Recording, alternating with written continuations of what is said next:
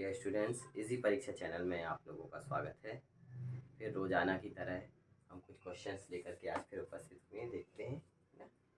तो यहाँ पर देखिए, फर्स्ट क्वेश्चन दिया हुआ है, नीचे दिए गए चित्र में छायांकित भाग का क्षेत्रफल होगा। ये सर्कल बना हुआ है, एक वृत्त बना हुआ है, और हमको इस भाग का, इस छायांकित भाग का क्या ज्ञात करना है? क्षेत्रफल ज्ञात करना है।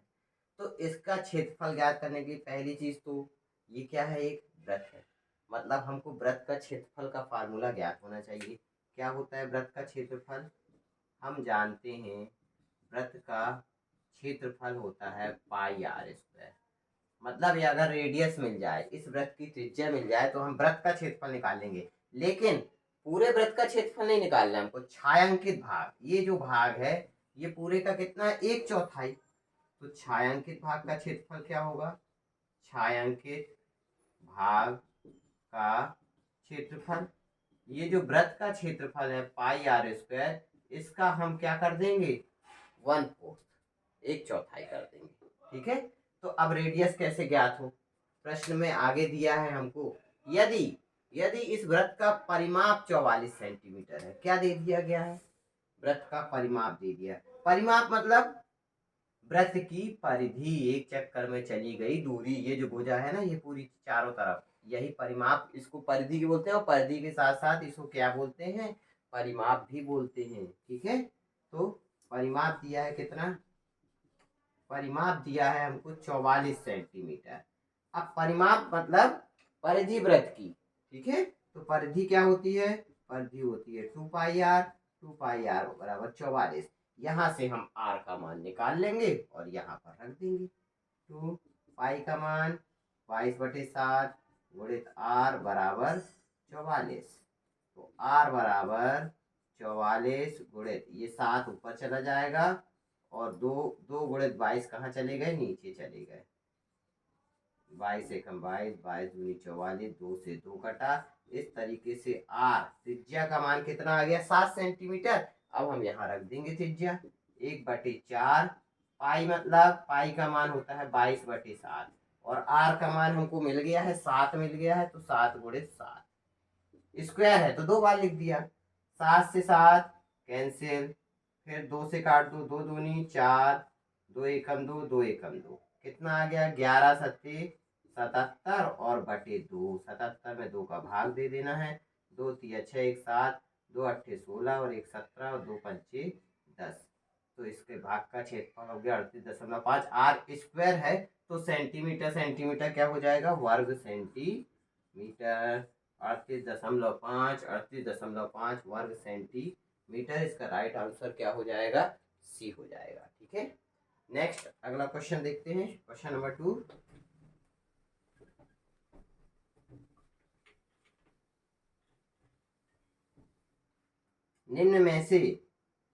निम्न में कौन सा सही नहीं है? हमको क्या बताना है? सही नहीं है। 1 सेंटीमीटर बराबर 0.001 मीटर, 1 किलोमीटर बराबर 1000 मीटर, 1 रुपये बराबर 100 पैसे, और 1 ग्राम बराबर 0.001 किलोग्राम।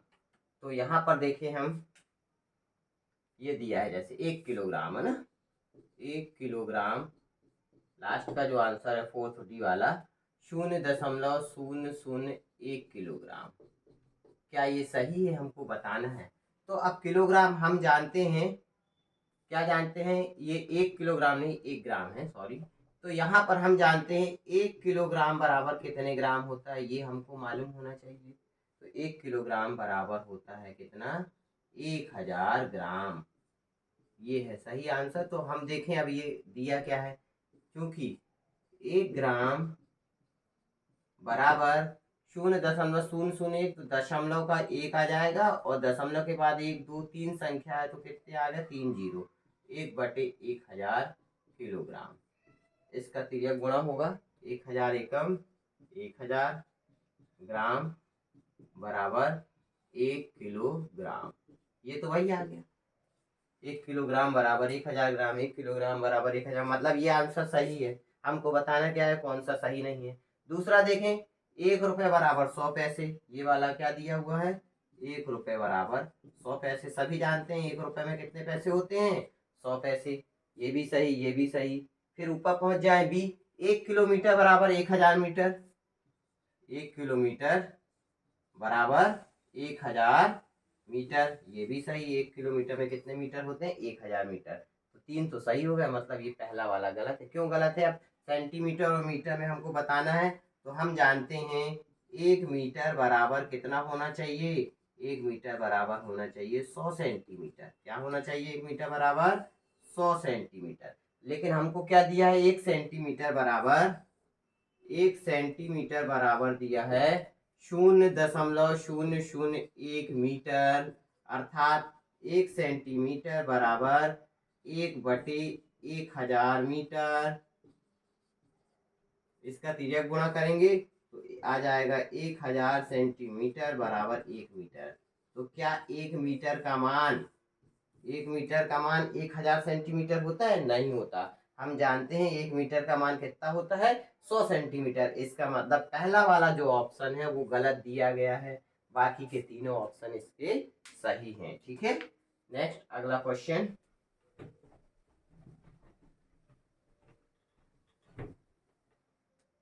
क्वेश्चन नंबर 3, 3, 4, 5, 6 और 7। 3, 4, 5, 6 और 7 इससे बनी बड़ी से बड़ी संख्या में 5 के स्थानीय मान और वास्तविक मान में अंतर बताना है। तो सबसे पहले तो हम सबसे बड़ी संख्या बना लें 5 अंकों की। तो 5 अंकों की इससे सबसे बड़ी संख्या क्या बन जाएगी? सबसे बड़ा अंक पहले आ जाएगा, 7, 6, 5, 4, 3। ये बन गई 5 अंकों की बड़ी संख्या। अब हमको किसका किसका अंतर निकालना है? स्थानीय मान और वास्तविक मान। तो 5 का स्थानीय मान 5 और 2 संख्या है तो 2 जीरो, और इसका वास्तविक मान या अंकित मान तो 5 ही कहलाएगा। ठीक है, तो स्थानीय मान 5 का 500 और अंकित मान 5, इन दोनों का अंतर निकालना है। तो 500 में से 5 हम घटा देंगे, कितना आ जाएगा? 495। राइट आंसर क्या हो जाएगा इसका? बी हो जाएगा। ठीक है, नेक्स्ट अगला क्वेश्चन, क्वेश्चन नंबर 4। ये दिया गया है हमको, एक अभ्यास पुस्तिका बनाने के लिए 600 पेज चाहिए। ठीक है, एक अभ्यास पुस्तिका, इसको बनाने के लिए कुल हमको कितने चाहिए हैं? 600 पेज चाहिए हैं, 600। ठीक है, फिर एक सीट से 15 पेज तैयार होते हैं। अब एक सीट से कितने पेज तैयार होते हैं? 15 पेज। एक सीट से 15 पेज, और पेज कितने चाहिए? 600 पेज चाहिए हैं। तो 600 पेज से कितनी सीटें तैयार होंगी, है ना? तो सबसे पहले तो हम सीटों की संख्या निकाल लें कि एक अभ्यास पुस्तिका बनाने में कितनी सीट लगेगी। तो सीटों की संख्या, एक सीट में 15 पेज लगते हैं, तो 600 पेज में कितनी सीटें आ जाएंगी? 600 बटे 15, 15 पेज लग रहे हैं, 15 चौको 60, ये आ गई सीटें। सीटों की संख्या कितनी आ गई? 40। मतलब कि एक अभ्यास पुस्तिका बनाने के लिए कितनी सीटें चाहिए? 40। आगे प्रश्न में बोलता है, तो ऐसी ही 20 पुस्तिका बनाने के लिए कितनी सीटों की आवश्यकता होगी? कितनी पुस्तिकाएं बनानी है? वो 20 पुस्तिका। तो 20 पुस्तिका बनाने के लिए कितनी सीटें चाहिए? एक अभ्यास पुस्तिका के लिए 40 सीट, तो 20 अभ्यास पुस्तिका के लिए 20 गुणे 40 कितना आ जाएगा? 0, 0, 4 दूनी 8। इस तरीके से कितनी सीटें आ जाएंगी? 800 सीटों की आवश्यकता होगी। राइट आंसर क्या हो जाएगा इसका? भी बी हो जाएगा। और फिर एक लास्ट क्वेश्चन देखें, क्वेश्चन नंबर 5। 100 मीटर लंबे बांस, 100 मीटर लंबे बांस के 20 बराबर टुकड़े किए गए।